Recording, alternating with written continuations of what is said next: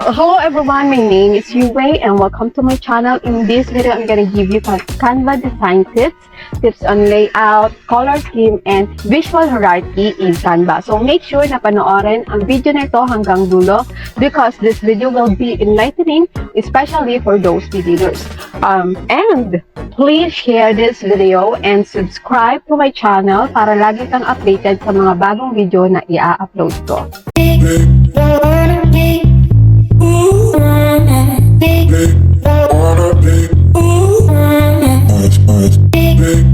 Tips on layout. Kapag magde-design ka ng layout in Canva, pwede mong i-consider the following tips and tricks to create visually appealing and professional design. Let's begin with consistent fonts and font sizes. Maintain a cohesive look using consistent fonts and font sizes throughout your design para mas madali siyang basahin and syempre maganda siyang tignan. Adjust the spacing between lines of text to enhance readability. Pwede kang gumamit ng alignment tools to ensure that the design elements are properly aligned and spaced. Canva provides grid system that helps you organize design elements. Grids makes your design look more professional and balanced. Pwede ka rin gumamit ng frames to contain specific elements within defined boundaries. Master typography. Pay attention to font choices. Pumili ka ng mga fonts that align within your design, purpose, and tone. Experiment with font weights, bold, regular, etc. for emphasis. Use hierarchy to guide the viewer's eye through the design. So, Canva offers a wide range of templates for various design and purposes. Just like what I said in my previous video, ilalagay ko yung link in the description sa mga hindi pa nakakapanood or sa mga gusto pa ulit itong panoorin. Canva provides filters and effects that can transform your images and graphics. Use them judiciously to enhance visual appealing without overwhelming the design. Icons and illustrations.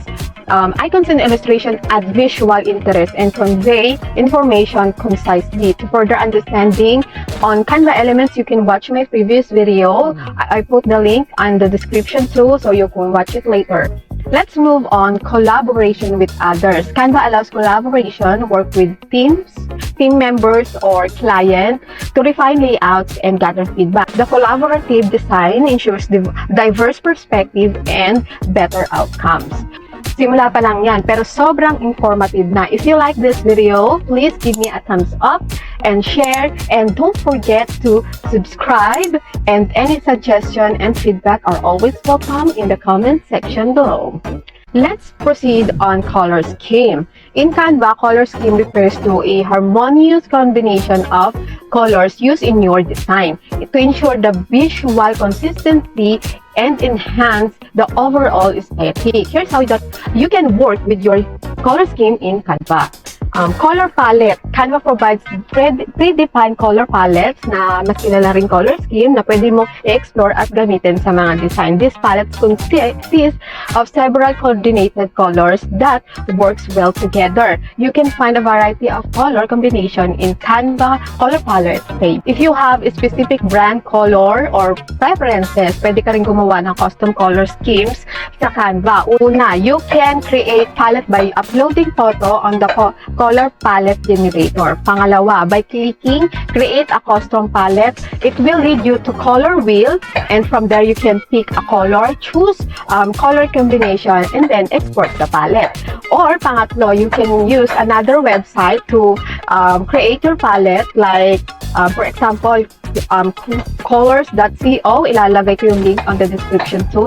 Copy the palette, paste it on Canva editor, then right click, choose apply color to page. So, you can also change the color of an element in the design.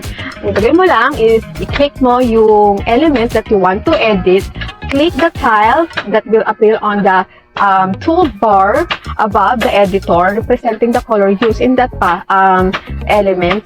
Click the color tile of the color that you want to change.